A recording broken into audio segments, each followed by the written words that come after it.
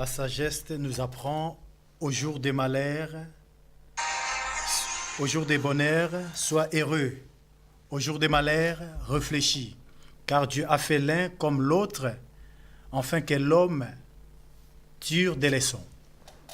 Dieu nous a donné les jours des bonheurs et Dieu nous a donné aussi les jours de malheur. Nous sommes en pleine fête de début d'année. Nous sommes en train de célébrer une nouvelle année qui s'annonce devant nous, qui a plein de bonnes choses, qui a aussi plein de surprises. Nous devons être des hommes sages pour arriver à comprendre et à réfléchir sur des choses qui sont devant nous, qui est encore invisible. Mais il y a des grandes choses, des bénédictions. Nous avons eu le temps de se souhaiter les uns et les autres de bonnes années, la santé, la prospérité, la joie, la vie. Mais dans l'année, il se cache beaucoup de surprises. Un homme sage se réjouit pendant les bonheurs. Un homme sage réfléchit sur sa vie et sur son avenir. C'est votre émission sur la réflexion. Nous sommes là ce soir pour vous présenter encore une nouvelle fois cette nouvelle émission. Et je ne suis pas seul, je suis avec un homme de Dieu que je vais saluer. Pasteur Constant, bonsoir. Bonsoir, homme de Dieu, meilleure vie, bonne année. Bonne année, pasteur. Plein de bonnes choses, de grâces. Nous sommes là pour réfléchir parce que l'année s'est annoncée devant nous. Elle garde plein de bonnes choses. Elle garde aussi des surprises. Bien sûr, homme de Dieu, d'abord, je vais commencer à saluer nos frères et sœurs dans les Seigneurs. Chers téléspectateurs, je viens personnellement vous souhaiter mes meilleurs vœux pour l'année nouvelle qui vient de commencer 2018. Je vous souhaite la prospérité, du bonheur et la bonne santé et beaucoup de pleines choses dans vos vies. Et recevez nos vœux à partir d'ici à Paris, partout où vous êtes dans le monde entier. Et ma famille, mon épouse que j'aime beaucoup, ma chérie, bisous. À toi là où tu me suis, mes enfants, physiques comme spirituels aussi, toute ma famille dans le monde entier. Recevez nos vœux le plus sincère qui vient des sorties de tous nos cœurs aujourd'hui ce soir. Toute la chaîne de EPV Télé vous souhaite de bonnes et de meilleures, merveilleuses années avec le Seigneur. C'est lui qui est au centre de tout. C'est lui qui nous voulons qu'il puisse éclairer notre année. Parce que c'est lui qui est la lumière et c'est lui qui est notre bonheur. Bonne année, bonne année, bonne année. Mais nous voulons réfléchir. Pasteur, nous voulons réfléchir ensemble. Ah oui. Parce que l'année garde beaucoup de choses, comme je disais tout à l'heure. Bien sûr. Et la Bible dit, une journée peut enfanter les bonheurs, comme si elle peut enfanter aussi des surprises. Bien sûr, homme de Dieu, j'aime bien réfléchir. Hein? J'aime bien réfléchir. Parce qu'un être humain, s'il ne réfléchit pas, il y a un problème. Oui. D'accord? Donc, si nous sommes là pour réfléchir ensemble avec vous, qui nous suivez actuellement dans les mondes entiers, je suis avec l'homme de Dieu, l'année qui vient de terminer 2017, et nous entamons, ou encore nous sommes au deuxième jour de l'année 2018. C'est pourquoi j'ai voulu vraiment partager ces moments ensemble avec vous, sur la réflexion et aussi sur les bilans. Oui, vous avez fait des vœux, vous avez décidé, vous avez pris des engagements. Cette année, je vais faire ça, ça, ça, ça. Vous avez fait un tracé par rapport à votre vie. Mais nous voulons apprendre une chose avec le pasteur. Nous voulons réfléchir ensemble sur est-ce qu'un chrétien peut faire un bilan? Voilà. Un chrétien peut-il faire un bilan ou le bilan pour l'année 2017? Est-ce qu'il a droit? L'année qui est passée, Ah ouais. Et voir et projeter l'année à venir. Nous y sommes déjà dans la nouvelle année. Est-ce qu'un chrétien, il a droit de faire le bilan? C'est ça. Je pense que c'est une question qu'on pose en plus. C'est une question qu'on pose à tout le monde. Là où vous êtes dans vos maisons, posez-vous des questions. Cette question avec nous, est-ce qu'un chrétien peut faire un bilan? Pasteur, pour moi, je pense qu'il peut faire. Hein. Je ne sais pas qu'est-ce que vous pensez. Bien sûr, déjà, si nous lisons dans Ecclésiaste 7, 14, oui. L'homme que j'aime beaucoup, que je lis souvent ses écrits, l'homme qu'on appelle Salomon, oui. L'homme qui est rempli des sagesses, des connaissances que Dieu lui avait données. Cet homme avait écrit beaucoup de choses. J'aime bien ce texte dans le livre d'Ecclésiaste, chapitre 7, le verset 14, comme vous venez de le dire tout à l'heure là, qu'au jour des bonheurs, sois heureux. Amen. Et au jour du malheur, réfléchis. Nous sommes errés, hein, pasteur, parce que c'est les jours des bonheurs. Bien sûr, parce que là, il y a des portions. Il y a d'abord la portion bonheur et aussi la portion malheur. Donc, les jours du bonheur, on s'est réjouit. Parce que dans la vie de tout et chacun ici-bas, chaque humain, chaque individu, dans sa vie, il y a toujours un moment de bonheur. Ouais. Personne ne dira que dans sa vie, il n'a que des problèmes de malheur. Bon, ça peut y avoir parce que quelqu'un me l'a dit, oui, si tu vois les gens qui sont dans le Sahara, les réfugiés, tout ça, il y en a qui naissent, voyez-vous, il est né dans le malheur, il continue la vie dans le malheur, il meurt dans le malheur. Bon, ce sont des cas rares. Bon, je pense que c'est des malheurs que les gens pensent financières, matérielles. Mais à l'intérieur de ces gens-là, s'il y a la vie, il y a la joie.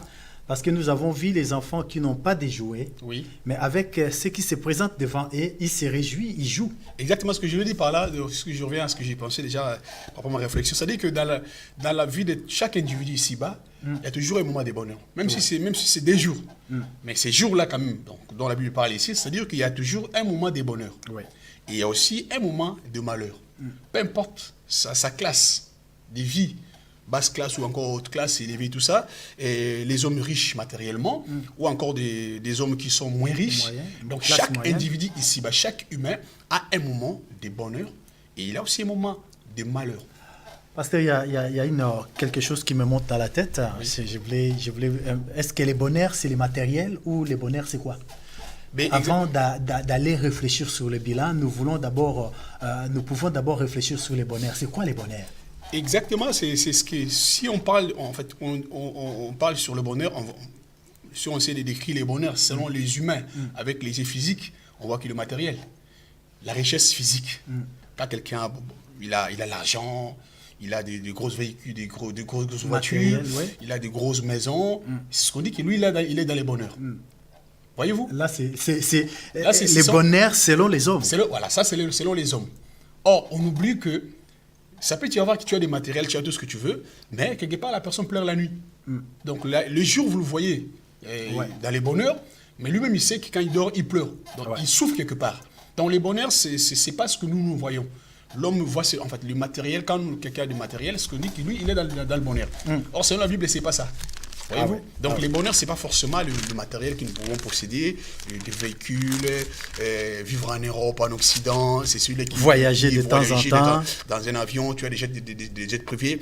C'est ça les bonheurs. Non, c'est pas ça. Ça peut en fait, ce sont des choses qui font partie dans les bonheurs, dans la vie de quelqu'un, mais c'est pas ça qui signifie réellement que cette personne est dans les bonheurs. Voyez-vous? Parce que moi, je connais pas mal de gens à l'époque, on était au pays, entre guillemets, des riches. Parce que moi, je dis entre guillemets, parce que ça, c'est encore une autre chose. Donc, des riches, ils ont du matériel, mais leurs enfants ne sont pas en bonne santé. Ils sont toujours en Suisse, ils sont toujours en Afrique du Sud pour se faire soigner. Ils ont des matériels, mais au niveau de santé, ils souffrent. Parce qu'on peut dire que cette personne est dans les bonheurs. Vous le voyez dans la journée, il se réjouit, mais là, lorsqu'il est tout seul dans sa chambre, dans son lit, il pleure. On peut dire qu'il n'est pas dans les bonheurs quand même. Dans les bonheurs, en soi, c'est pas forcément, ça peut être ça, mais c'est pas forcément les matériels. Les matériels. Nous voyons un petit peu dans le passage de Matthieu 5. Jésus est en train de parler sur la béatitude. Il est en train d'expliquer certains paramètres de bonheur, en fait. Dans ces passages, nous voyons, il dira « Heureux le pauvre en esprit, car le royaume des cieux est en eux. » Il commence à relater un petit peu ce qui peut rendre l'homme heureux. C'est d'être d'abord, d'avoir un esprit ouvert, un esprit qui est attaché à Dieu. Et c'est ça ramène l'homme à la joie. Souvent, on pense que la joie doit être matérielle, comme disait le pasteur. La joie, pour être heureux, il faut d'abord avoir un esprit libéré.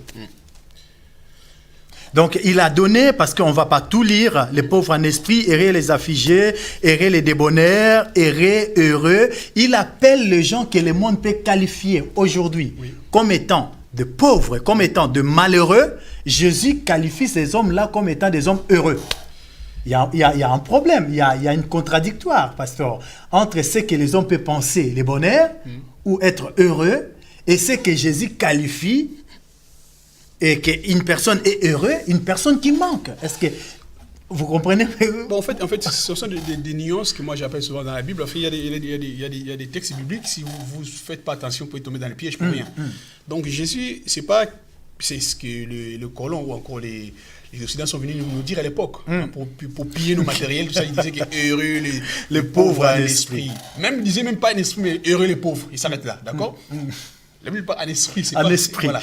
Donc, heureux les pauvres, ce sont ceux-là qui vont hériter du royaume du ciel. Ça veut dire un homme qui a l'esprit, qui a soif de Dieu. Il se sent en vide, il veut que cette vide-là soit comblée de la présence de Dieu. Exactement, voilà. Donc, ça c'est être un pauvre en esprit. Exactement. Ça veut dire que tu veux être dépendant voilà, de Dieu. De Dieu, voilà. Donc, je n'ai rien, donc je sens, donc je dépends de quelqu'un, c'est ça.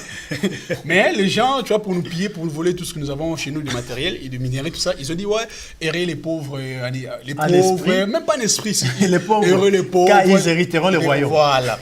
Et il est difficile pour un riche d'accéder, tu vois, dans le royaume du ciel. C'est un peu ça. Mais nous ne sommes pas sur ça. Parce que là, ce sont Donc, c'est une façon, on réfléchit un petit peu Exactement. ce que les gens pensent être heureux, et ce que Dieu voit heureux, voilà. ce que les gens pensent le bonheur, Exactement. et ce que Dieu voit bonheur. Voilà. Donc, le bonheur pour Dieu, c'est de vivre dans sa présence. Voilà. Donc, c'est juste ça, parce que la Bible dit, c'est la bénédiction de l'Éternel qui enrichit. Donc, c'est Dieu qui bénit. C'est-à-dire que la bénédiction, c'est Dieu qui bénit. Donc, ça ne vient ni de l'Orient, ni de l'Occident, mais ça vient de Dieu. C'est-à-dire que Dieu bénit quelqu'un, ça peut être matériel ou matériellement, oui. Dieu bénit aussi matériellement, oui. C'est normal, la Bible dit, il possède l'or et l'argent. C'est-à-dire que Dieu possède tout. Le minerai que nous avons, c'est Dieu qui les a tout créé pour nous. C'est-à-dire qu'un enfant de Dieu est béni. Amen. Mais à savoir que chacun aura sa part de bénédiction différente de l'autre. Parce que moi, je peux avoir des matériels, je peux avoir des richesses. Beaucoup de matériel. Voilà. Comme en fait, l'autre peut avoir peu de matériel. Homme de Dieu, il y a une différence entre la richesse et la bénédiction. La bénédiction, voilà. Là, ça serait un autre sujet de réflexion. Exactement. Voilà. Alors, c'est pas pareil. Quelqu'un peut être riche, mais il n'est pas béni. On va rester sur notre sur le bilan, bilan et sur les points que nous sommes en train de réfléchir là-dessus pour ne pas sortir dans notre contexte. Du jour, voilà. Donc là, vous avez dit dans le livre de Ecclésiaste oui. que vous avez lu. Exactement. Au jour de bonheur, réjouissez-vous. Oui, soyez heureux. Et au jour de malheur, réfléchis. Et la partie B dit, Dieu a fait l'un comme l'autre, afin que l'homme ne découvre à rien ce qui sera après lui. Donc, c'est-à-dire qu'ici, nous voyons que c'est Dieu lui-même qui a instauré ces deux points-là. Encore, c'est deux, je peux dire des obstacles. Bon, pas obstacles, mais c'est 2 points. Donc, des modes de vie. Voilà, merci. Pour ramener l'homme à bien voir son avenir, parce qu'on finit par l'avenir. Voilà, donc ça dit que pour que l'homme ne découvre à rien ce qui peut lui arriver de demain. Voilà, ça dit que si quelqu'un passe sa vie que dans les bonheurs, je dis bien, si quelqu'un, je reviens à ce que je disais, j'ai dit, si quelqu'un dans sa vie, il ne traverse que les bonheurs, c'est difficile qu'on revienne à Dieu. Ouais. C'est pour ça que Dieu a injecté aussi dans la vie de tout et chacun de nous des moments de souffrance ou encore des malheurs. Ben, quand on parle de malheur, on ne parle pas de malheur, de manque, la souffrance, la maladie, tout cela. Peu importe. Ce sont des éléments, simplement. Oui. Ce sont des éléments qui peuvent arriver dans ta vie pour que ça te ramène à réfléchir. Et voilà. Mais ce que Dieu veut, c'est votre bonheur. Voilà. Donc, c'est Dieu qui a instauré ces 2 points-là. Donc, c'est-à-dire que dans la vie de quelqu'un. Maintenant, Dieu veut que... En fait, pas il veut, mais parce qu'il connaît l'homme. Nous avons été créés à son image, d'accord? C'est-à-dire que lorsque dans la vie de quelqu'un, il n'y a que des bonheurs, que du bien, même le pasteur. Prenons un exemple dans une église. Un frère en Christ qui vient, il n'avait rien du tout. Bon, pour nous qui sommes ici en Occident, en France, je prends un exemple. Il est venu à l'église, il n'y a pas de papier. Si c'est une fille, il n'y a pas de mariage, pas de papier, pas de mariage, pas de maison. Il est clando, il n'y a rien, il n'y a pas de voiture, il n'y a rien. Pas de travail. Pas de travail. Prière. Au bout de 3-4 ans, la personne commence maintenant à avoir les papiers. Il devient français, 2 maisons, tout, le travail, tout ça là. Et du coup, il commence à gagner 20 000, je pense, 10 000 euros par mois. Dis-moi, est-ce que cette personne-là, vous allez trouver à l'église tout le temps? Ben, il aura le temps de passer à Champs-Élysées comme c'est la plus belle avenue du monde. Même pas des projets. Pasteur, puis, je suis à New York. Je suis en train de regarder quel modèle je vais porter dans mon anniversaire. Je suis à ce n'est pas Qatar. seulement à l'Occident, ces choses se passent aussi partout. Hein. En fait, je parle de nous qui sommes ici, partout. Hein.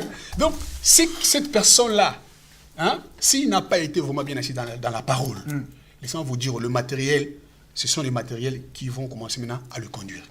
On a vu des hommes qui avaient les femmes, mais quand l'argent a frappé à sa porte, le bonheur, comme on parle bien de bonheur, quand le bonheur a frappé à sa porte, sa femme n'est plus la femme de sa classe, en fait. On a vu ils veulent changer de femme, même des pasteurs, frères, même des pasteurs, on en a vu, ouais. Parce que Dieu l'a élevé entre guillemets, les ministères n'étaient pas encore en fait, pas encore bénis, si je peux dire, mais dès que Dieu commence à élever, la femme là, c'est plus la femme de son niveau, la femme du ministère, ce n'est pas la femme de ministère. Hein. La femme du ministère, mais si la femme n'était pas claire, maintenant il faut des femmes claires. Des peaux.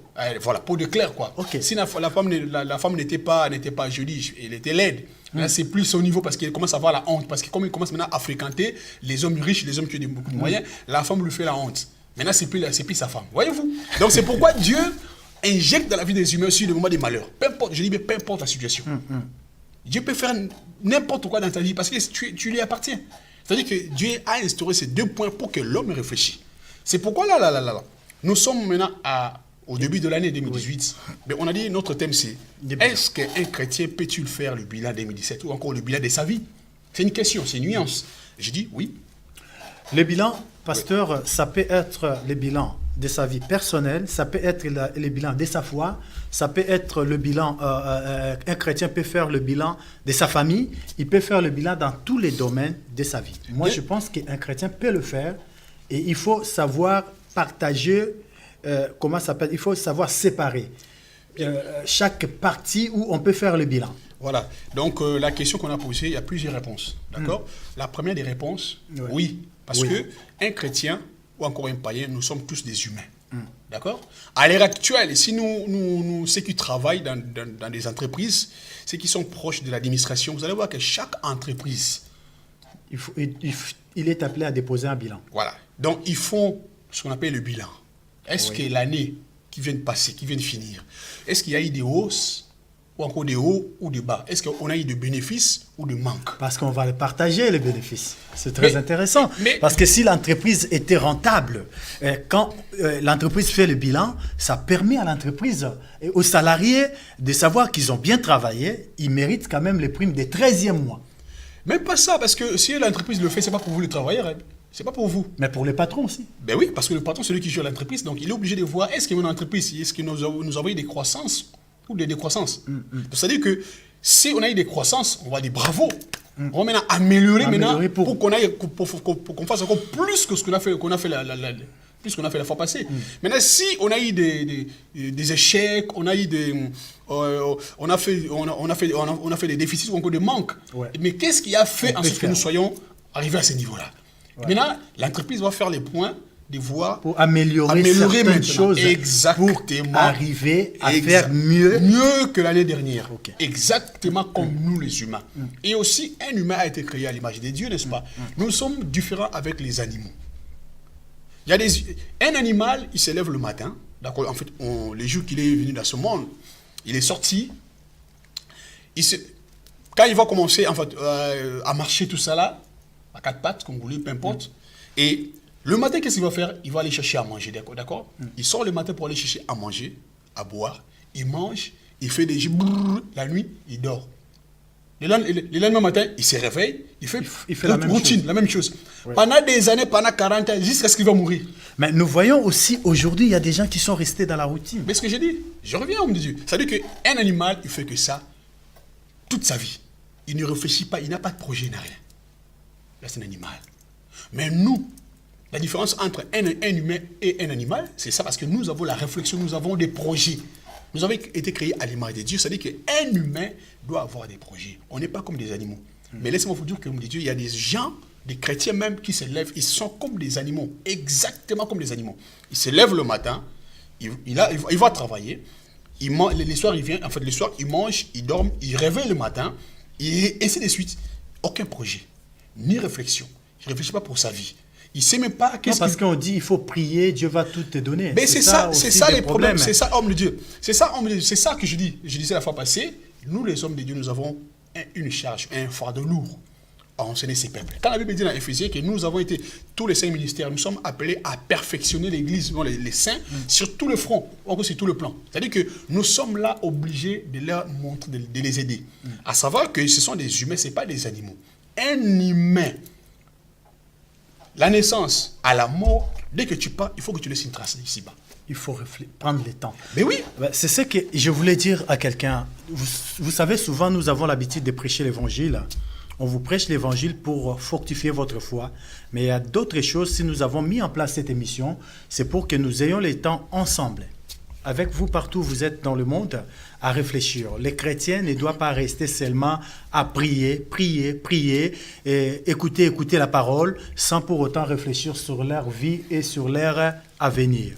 Nous devons prendre le temps de voir aussi le monde, comment il avance.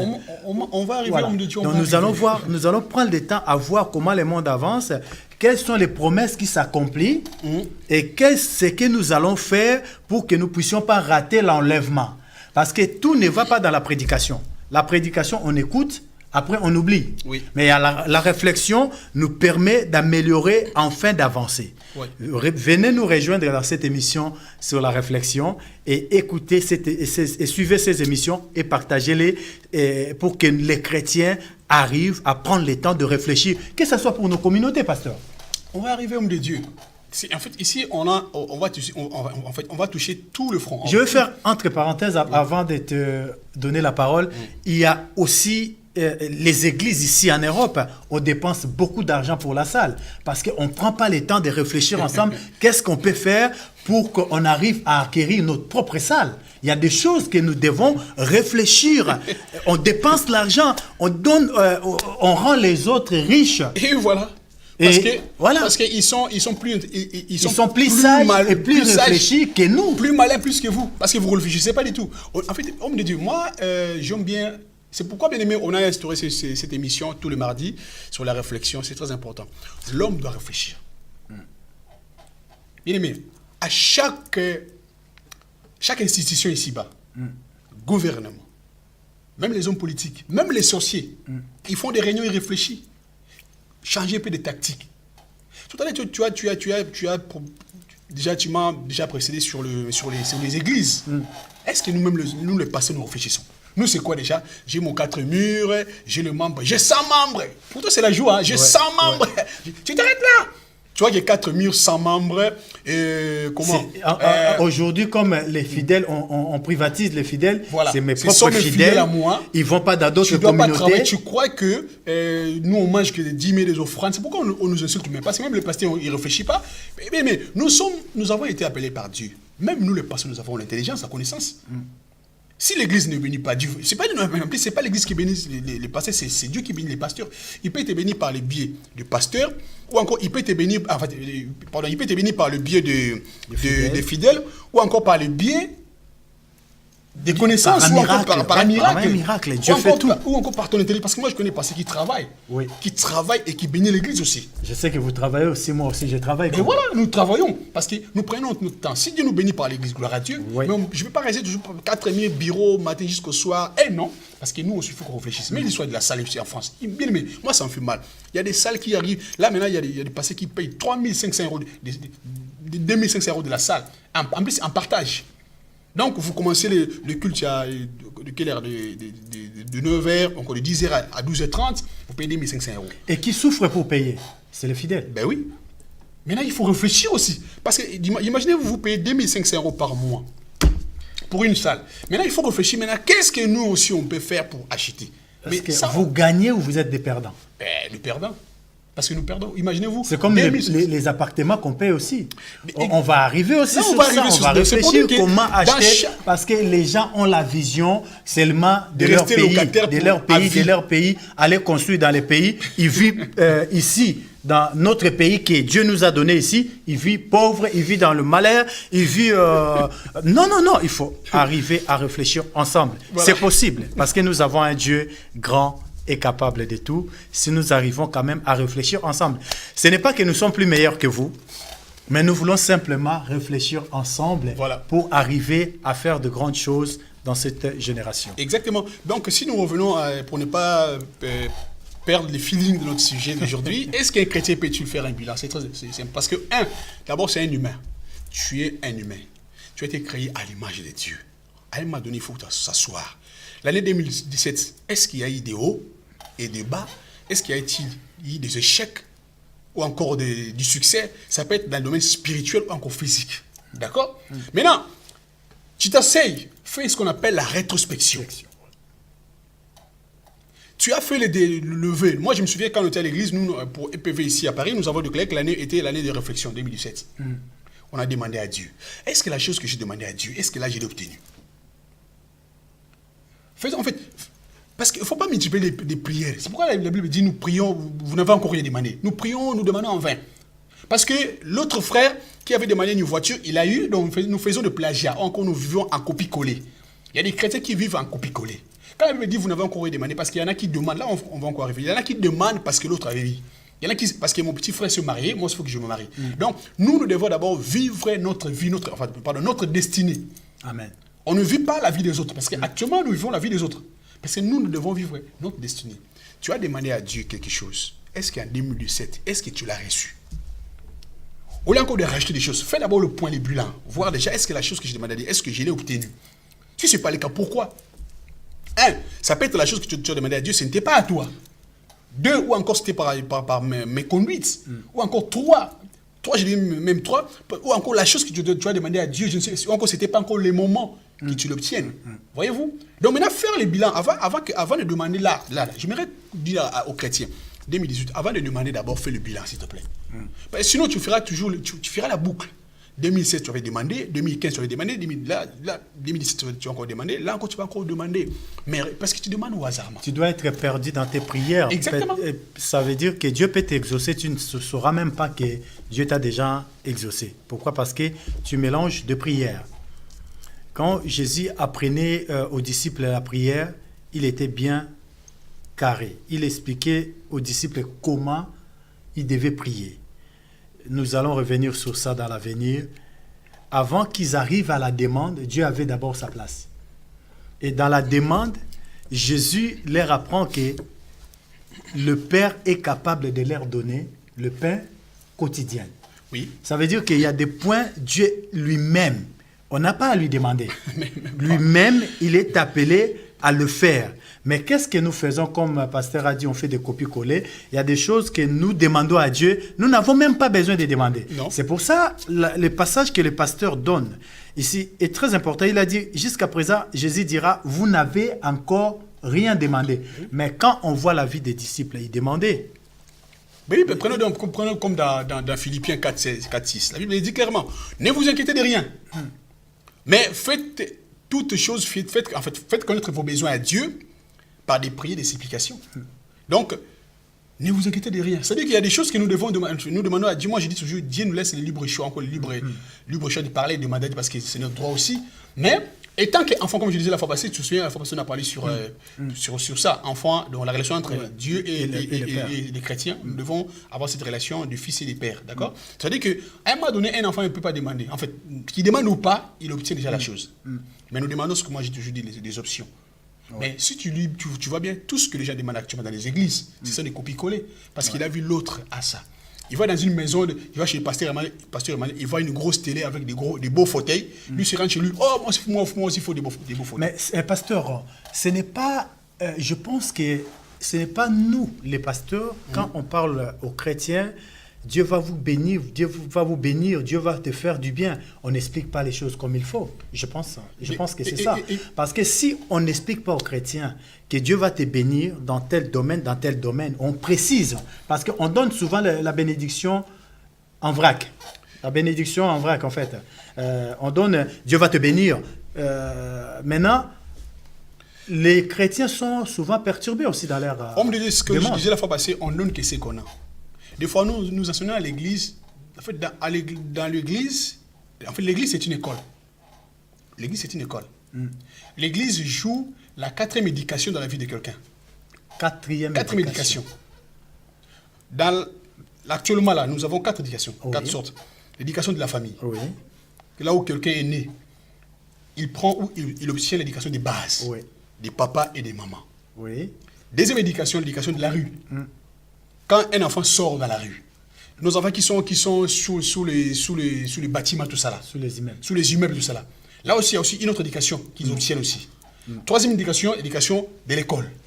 Quand quelqu'un met ses pieds à l'école, là aussi, il obtient une éducation. Et quatrième, c'est l'église.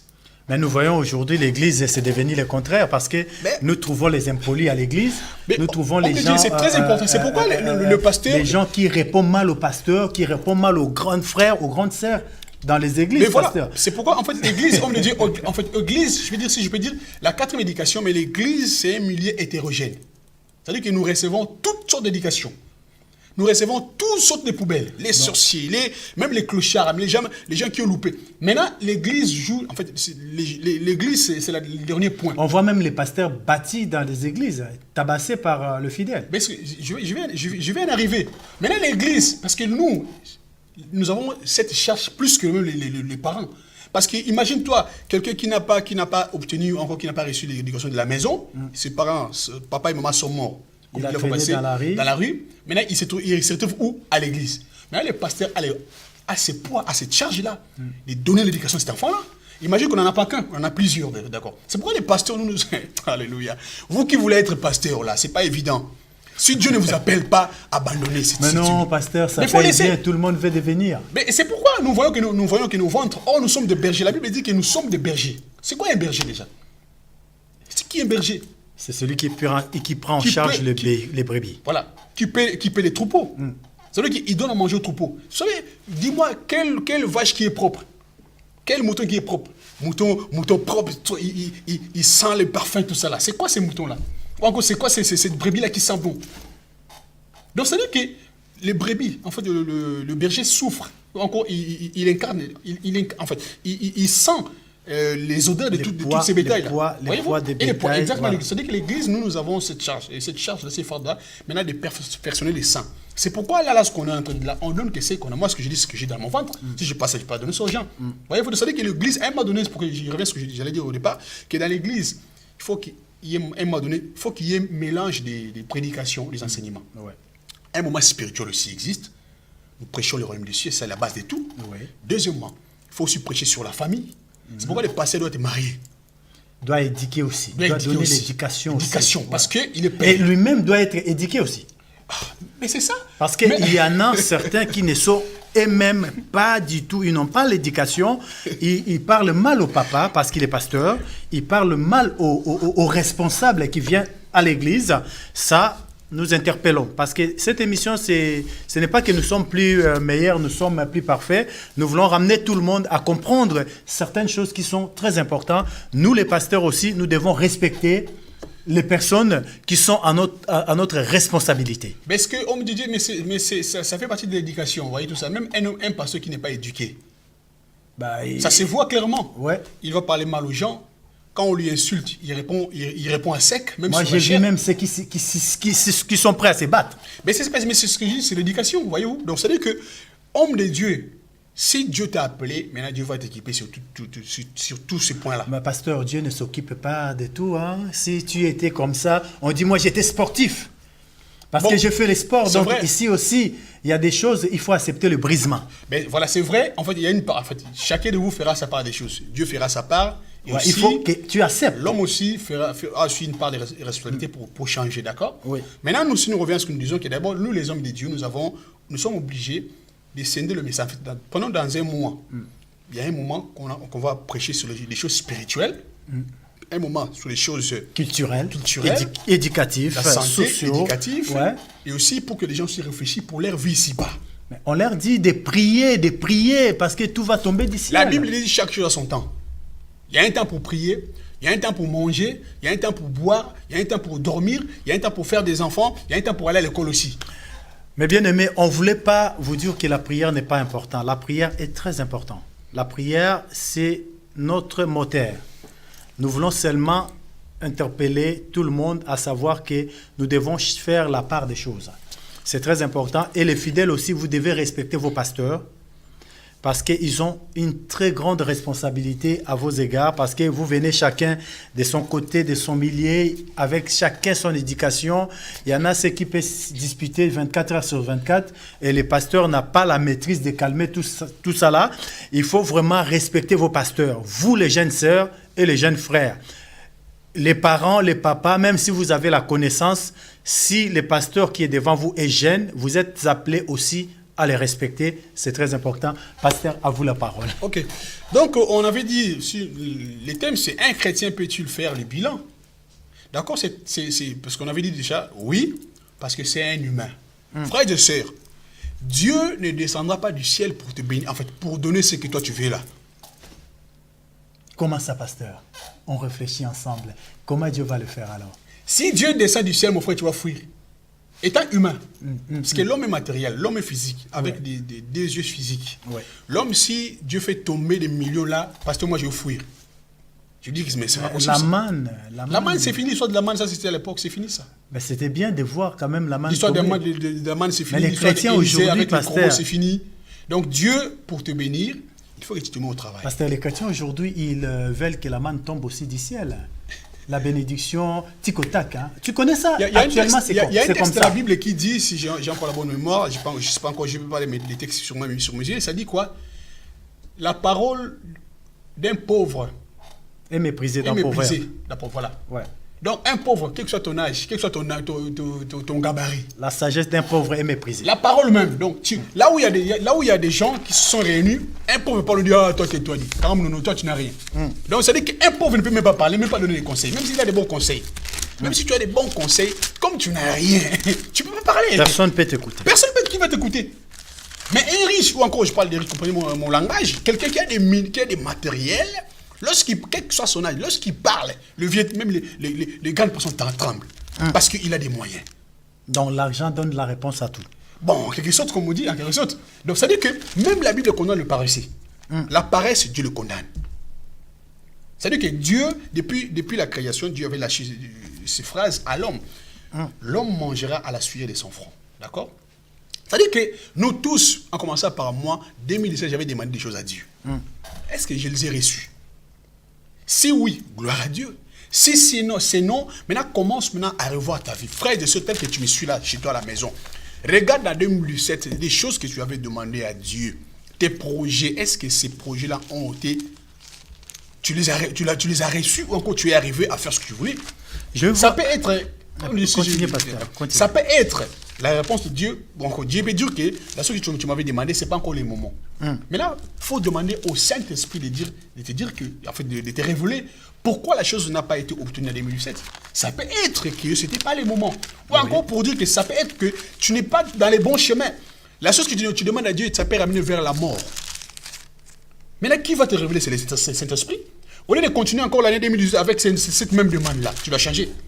En parlant de ça, la chose que tu demandes, ça peut t'amener à la mort, c'est l'ignorance, c'est le mal, mauvaise façon de demander. On va voir le fils des Zébédée dans la parole. Ils avaient fait une demande qui était très intéressante. C'est comme la prière de beaucoup de gens aujourd'hui. Le fils des Zébédée, ils avaient leur mère. Leur mère parlait bien avec Jésus. Ils ont allé demander une position, que l'un soit à gauche et l'autre à droite. C'était leur maman. Leur maman qui pouvait faire cette demande-là. Parce que les enfants avaient remarqué qu'ils devaient occuper cette poste-là auprès de Jésus. L'un à gauche et l'autre à droite. La maman est venue demander à Jésus, est-ce que mes enfants si présents, tu peux permettre qu'ils soient l'un à gauche et l'autre à droite?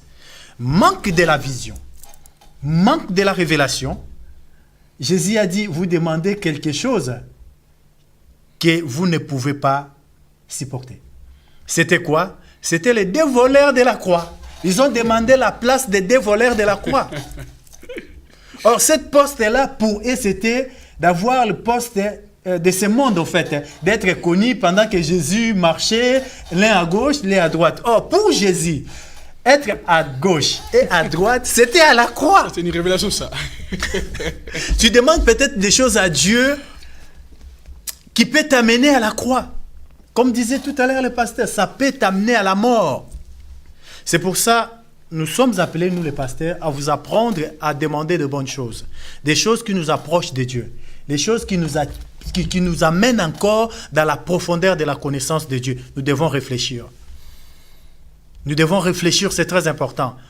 Parce que nous prêchons trop aussi, pasteur. Nous prêchons trop. Homme de Dieu, ce que je disais, en fait, moi, je dis, c'est... Je reviens à ce que je disais, c'est important.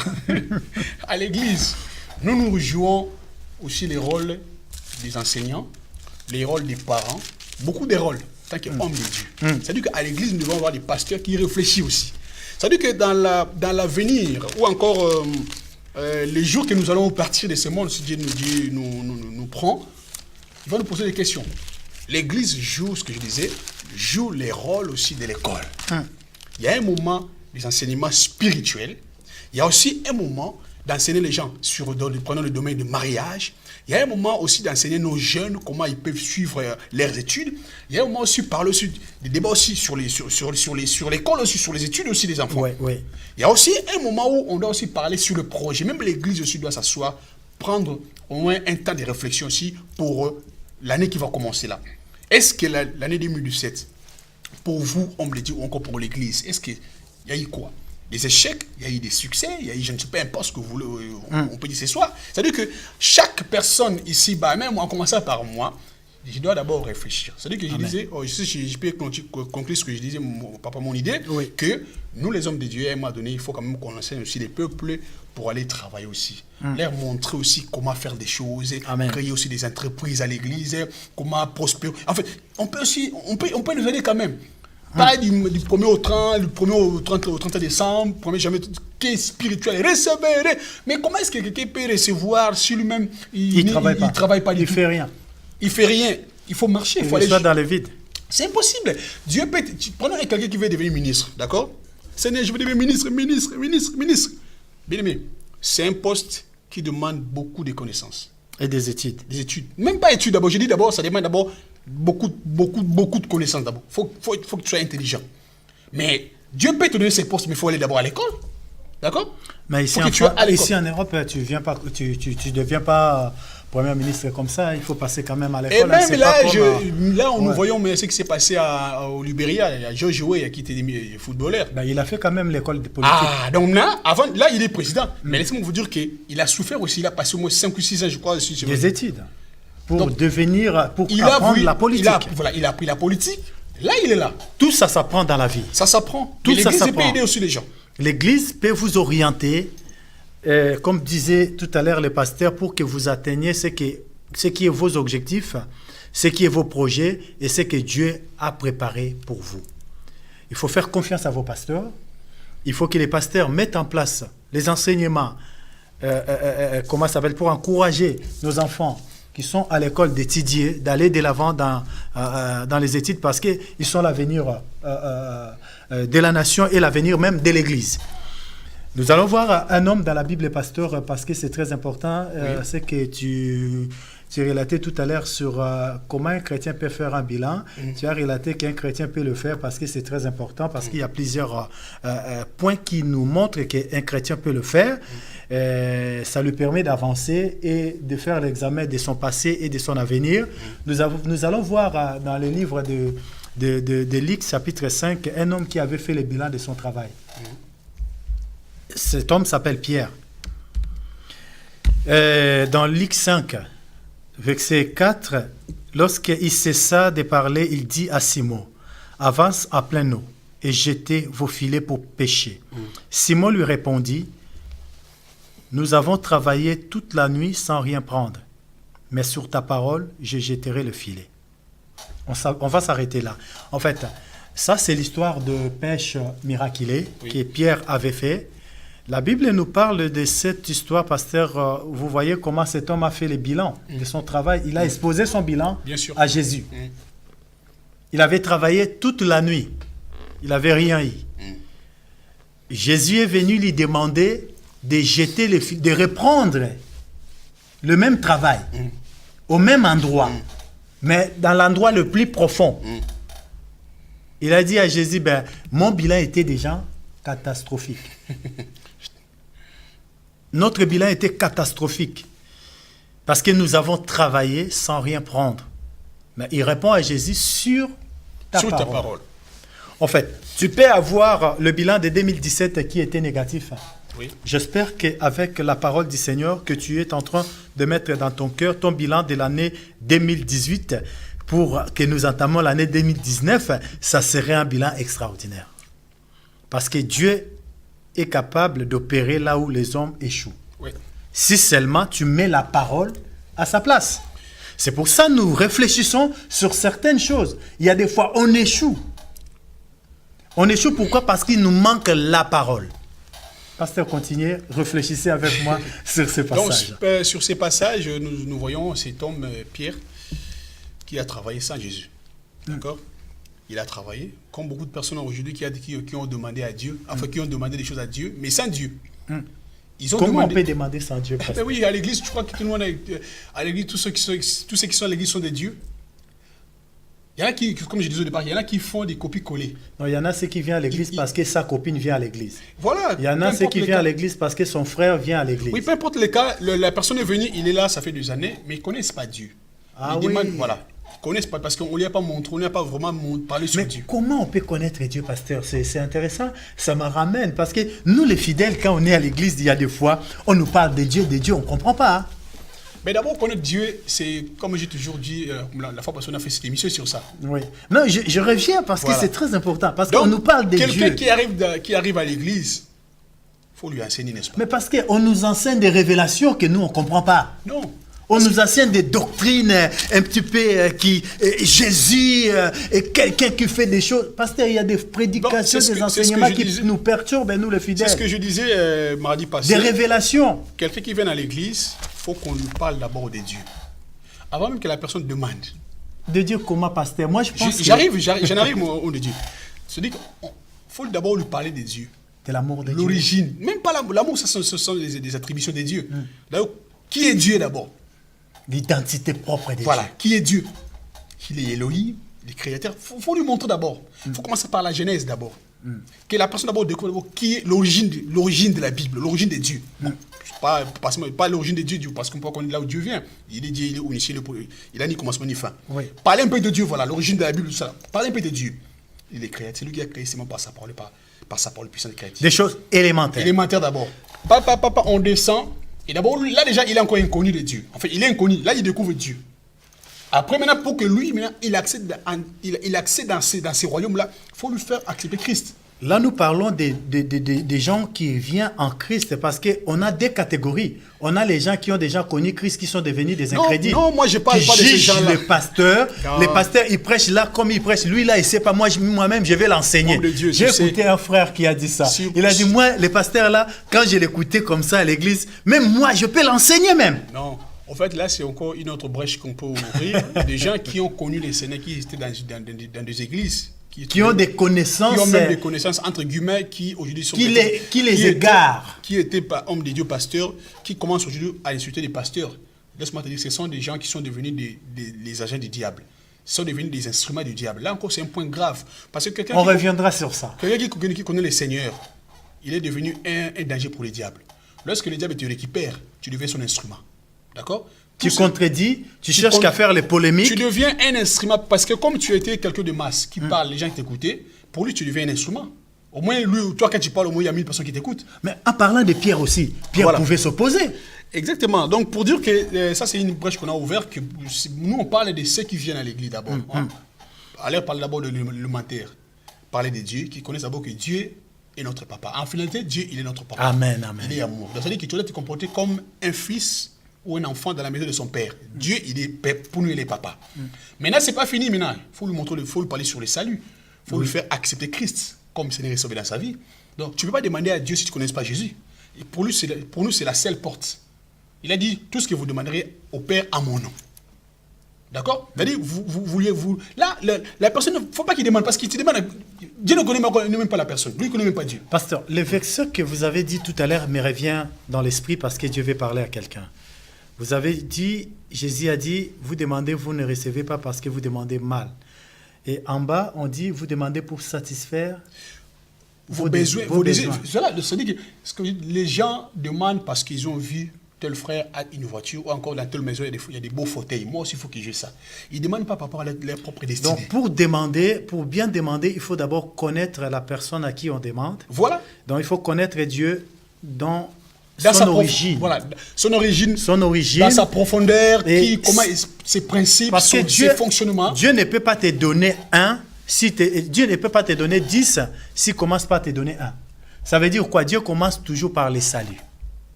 Dieu commence d'abord par te donner les saluts de ton âme. C'est ça qui est important. Quand tu as les saluts de ton âme, le reste, Dieu te donnera toujours. Ben oui. Donc, Matthieu 13, nous avons vu Pierre. Pierre, il a posé sur la parole. Il a jeté le filet sur la parole. D'abord, il a dit à Jésus, nous te faisons confiance. Nous faisons confiance à ta parole. Nous allons jeter nos filets. Ils ont jeté le filet et ils ont pêché des poissons. Pasteur, oui. Pour aller vite, nous allons voir aussi d'autres personnes qui ont... Si tu peux me dire, je finis d'abord l'idée que tu as dit par rapport à Pierre, c'est important. C'est-à-dire que Pierre avait jeté au départ, il avait fait son travail, d'accord? Il a fait à la fin, à l'infinité, il n'a rien. Oui. Un mauvais bilan. Un mauvais bilan. Catastrophique. C'est-à-dire que, exactement avec beaucoup de chrétiens qui demandent à Dieu, qui ont demandé peut-être entre guillemets à Dieu, mais arrivé à la fin catastrophique. Maintenant, il faut savoir pourquoi ça va marcher. Manque de la parole. Voilà, manque de la parole. Maintenant, comme je disais tout à l'heure, j'ai tiré 2 volets. Il y en a qui vivent la vie des autres. Copier-coller. La vie des autres, parce qu'on apprend aux chrétiens, pasteur, je prends une seconde. Non. On apprend aux chrétiens que la prière donne tout. Non, c'est pas ça. C'est même pas ça. Le problème, c'est qu'ils voient ce que l'autre est devenu. Il a eu ça par la prière. Peu importe ce que comment est-ce que la personne a eu la chose. On oublie prière ou pas. La prière nous donne, la prière ouvre les portes que la parole avait. La parole a posé les fondements et la prière nous permet d'ouvrir la porte. Exactement. Maintenant, la personne qui demande, papa, ce que je voulais dire, mon idée, c'est dans le sens que la personne a vu que Pasteur Emmanuel a une grosse bagnole. Moi aussi, je sais dans mon cœur, moi aussi, il faut. Donc, ça veut dire que la chose que Pasteur Emmanuel a obtenu de Dieu, est-ce que moi, dans ma destinée, il y avait ça? C'est-à-dire que je demande la chose qui n'était pas la mienne. Maintenant, or, nous devons demander selon notre destinée. Et la personne qui nous aide, c'est le Saint-Esprit. C'est-à-dire que Pierre, comme il a dit ici, Jésus, nous avons tout fait, nous avons travaillé toute la nuit, on n'a pas reçu, mais sous ta parole. C'est-à-dire que comme Christ, c'est lui qui avait dit, jetez.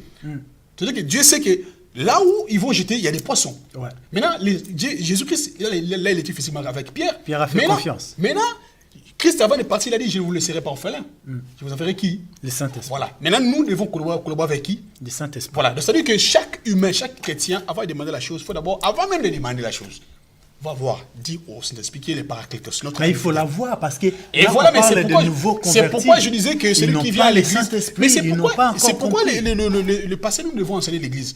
Avant, vous savez, moi, il y a des églises, je ne sais pas les noms ici, il y a des églises, quand tu viens, on dit, il ne faut même pas demander encore à Dieu. Demande seulement la protection de Dieu, c'est tout. La protection d'abord de Dieu, c'est ce qui est important. D'abord, jusqu'à ce que la personne, d'abord, comme tu as dit tout à l'heure, d'abord, il faut que la personne d'abord obtienne d'abord le salut. Christ a dit, cherchez premièrement le royaume. C'est ça la première des choses. Le royaume des cieux et la justice. Et tous les restes vous seront donnés par-dessus. Et voici les miracles qui accompagnent tout ce qui... C'est-à-dire que nous devons d'abord enseigner l'Église, d'abord connaître d'abord Dieu, ses principes et ses fonctionnements. Ouais. Lorsque quelqu'un connaît les fonctionnements de Dieu, on me dit, même si tu ne demandes pas, tu l'auras. Pasteur, Pierre avait compris. Nous voyons dans Matthieu 19, verset 27, la Bible nous dit quoi? La Bible dit, les disciples aussi, ils ont fait un bilan de leur vie. Ils avaient tout abandonné pour suivre Jésus. C'est Pierre aussi, c'est toujours lui Pierre. Pierre a pris la parole et dit, voici nous avons tout quitté et nous t'avons suivi, que sera-t-il pour nous? Ils avaient fait un bilan, qu'ils avaient tout abandonné parce que Jésus avait dit quoi? C'est lui qui va les suivre, mérite quand même la bénédiction, mérite plein de choses. Et ils ont remarqué qu'ils ont suivi Jésus, leur vie n'avançait pas. Ils ont dit, nous avons tout quitté, nous t'avons suivi, que gagnerons-nous? Et Jésus a commencé à répondre. Regarde la réponse. Jésus leur répondit, je vous l'ai dit en vérité, quand le Fils de l'homme, au renouvellement de toutes choses, sera assis sur le trône de sa gloire, vous qui m'avez suivi, vous serez de même assis sur les 12 trônes, et vous jugerez les 12 tribus. Quiconque, là d'abord, il donne la récompense éternelle. La première chose que Dieu te donne, quand tu te donnes à lui, c'est la vie éternelle. C'est la récompense éternelle. La première des choses. La priorité pour Dieu, pour ta vie, pour ma vie, quand nous faisons le bilan de notre vie, que nous voyons qu'il y a eu des failles, la priorité, la première des choses que Jésus remet à la place, il remet d'abord sa parole. Et il nous donne la vie éternelle. Parce que la vie éternelle déclenche d'autres choses. Précède même là. Précède tout. Si tu n'as pas la vie éternelle, tu vas chercher, tu vas devenir un combattant spirituel. Tu vas combattre. Tu ne vas rien obtenir. Et puis Jésus a dit, quiconque aura quitté à cause de mon nom, ses frères, ses sœurs, ses pères, ses mères, ses enfants, ses terres, sa maison recevra au centuple l'héritage à la vie éternelle. Donc, Jésus ne te demande pas de quitter tes parents, de quitter ta famille, mais Jésus simplement te demande de quitter les systèmes qui peut t'égarer, qui peut t'éloigner de lui. Quand tu quittes ce système pour les suivre dans la vérité, il te bénira au centuple. Dans les siècles présents et dans les siècles à venir, la vie éternelle. Pasteur, à vous de nous expliquer un petit peu sur ces passages, parce que nous vous approchons de la fin. Comme nous sommes vers la fin, si on peut revenir sur clôturer ces thèmes, ce serait important. Par rapport à ça, comme tu l'as bien expliqué, que ce qui est important d'abord, c'est le royaume des cieux. C'est vrai, moi j'en appelle à tous les serviteurs de Dieu qui me suivent actuellement, montrer d'abord le royaume des cieux. C'est-à-dire que les gens qui demandent d'abord à Dieu, il faut que d'abord ils connaissent d'abord le principe de Dieu. Il faut qu'ils sachent s'ils ont le salut. Voilà, d'abord c'est le salut d'abord de la personne. D'abord, il faut avoir d'abord les soucis de son âme d'abord, ce qui est important. En fait, nous les pasteurs, les hommes de Dieu de l'ensemble, on va rendre compte à Dieu par rapport aux âmes que Dieu nous a données. Ce qui est d'abord important, c'est d'abord le salut. D'accord. Voilà, c'est un. Bon, maintenant nous revenons à ce que nous avons demandé à Dieu, matériellement. Tu as fait des projets. Ou encore, tu avais demandé des choses à Dieu, ça n'a pas fonctionné. Si ça a fonctionné, gloire à Dieu. Mais si ça n'a pas fonctionné, ou fonctionne ou pas, là, tu dois s'asseoir, réfléchir un peu. Pourquoi ça n'a pas fonctionné? Il y a des choses que nous-mêmes, nous sommes peut-être ignorants. Ouais. Tu as demandé la chose, comme je disais, ça c'est le point le plus important. Tu as fait le plagiat. Ou encore, tu as demandé la chose que tu as vue à ton frère ou à ta soeur. Ce n'était pas à toi la chose. Peu importe les années, tu n'auras pas ça. À moins que tu harcèles Dieu, comme une fois je disais, ça devient... Dieu peut te les donner, comme on dit, Dieu fera sa volonté permissive. Il peut te les donner parce que tu l'harcèles, d'accord? Mais dans sa volonté absolue, la chose n'était pas à toi. Un enfant de Dieu, ou celui que Dieu aime, ou celui que Dieu a une mission, il y a des choses que tu demanderas et tu ne l'auras jamais. Moi, en premier, j'avais demandé des fois, je me souviens, ça fait des années passées, j'ai demandé à Dieu des choses. Est-ce que je ne l'ai pas reçu? Non. Il y a des choses que j'ai demandées, il y en a un que j'avais demandé tellement, je me suis battu. Je m'avais dit, c'est pas à toi. Et physiquement, je me disais, Dieu même, pourquoi les païens demandent ça, ils ont ça, pourquoi pas moi? Et lorsque Dieu m'a envoyé des serviteurs, même les pasteurs, les hommes de Dieu me disaient que c'est pas, la chose c'est pas à toi. Mais tellement j'aimais la chose, mais ça n'a pas marché. Jusqu'à ce que Dieu lui-même m'ait descendu, il m'a fait, je peux dire, il m'a fait voir que c'était pas moi. La chose allait me ramener, je ne sais pas dans quel monde. Mais ça a pris des années. Et laissez-moi vous dire que ça a pris des années, j'ai eu même un retard. D'accord? Ça a percuté même sur beaucoup de choses dans ma vie. Mais lorsque Dieu m'a restauré, et Dieu m'a donné tout ce que j'avais. Mais j'ai passé mon temps pour rien. Avec Dieu, tu peux passer au rattrapage. Voilà, tu peux passer. Donc, ça veut dire qu'il faut que tu aies un temps de réflexion. Tu t'essayes. Là, l'année qui vient de commencer, là, chaque chrétien, chaque homme de Dieu, chaque église, faire le bilan. Mais nous sommes appelés à être la tête et non la queue. D'accord? Nous sommes appelés à prospérer sur tout le plan, sur tout le front. Le moment est là, avant de commencer encore à travailler comme un animal. Non. Tu t'asseyes d'abord. Maintenant, commence à tracer des objectifs. Attache-toi avec ceux qui prospèrent dans ces domaines-là. Mais d'abord, demande à Dieu que Dieu t'ouvre des yeux spirituels pour que tu t'accroches avec ceux qui réfléchissent comme toi. Évite, si c'était des échecs, Maintenant, regarde autour de toi, les amis ou encore ceux qui sont autour de toi. Il y a des gens qui ont traversé des miséricords avec des amis, comme la Bible dit, des mauvaises compagnies comme les bonnes mœurs. C'est-à-dire qu'il y a des gens, des amis qui n'ont pas le droit d'être avec toi. Mais il faut faire les tri. Il faut faire les tri. Dis à Dieu, ce n'est pas un péché quand la tu Bible tries. dit, avec Dieu seul, nous ferons des exploits. C'est-à-dire que 2018, là, il faut que tu fasses aussi un tri.